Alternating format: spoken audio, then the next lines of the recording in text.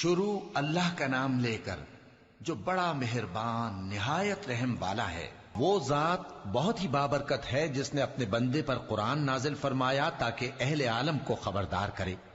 وہی کہ آسمانوں اور زمین کی بادشاہی اسی کی ہے، اور جس نے کسی کو بیٹا نہیں بنایا اور جس کا بادشاہی میں کوئی شریک نہیں،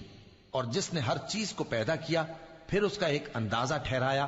اور لوگوں نے اس کے سوا اور معبود بنا لیے ہیں جو کوئی چیز بھی پیدا نہیں کر سکتے اور خود پیدا کیے گئے ہیں، اور نہ اپنے لیے نقصان کا اور نہ نفع کا کچھ اختیار رکھتے ہیں، اور نہ مرنا ان کے اختیار میں ہے اور نہ جینا اور نہ مر کر اٹھ کھڑے ہونا۔ اور کافر کہتے ہیں کہ یہ قرآن من گھڑت باتیں ہیں جو اس مدعی رسالت نے بنا لی ہیں، اور کچھ دوسرے لوگوں نے اس میں اس کی مدد کی ہے۔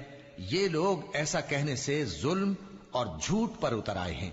اور کہتے ہیں کہ یہ پہلے لوگوں کی کہانیاں ہیں جن کو اس نے جمع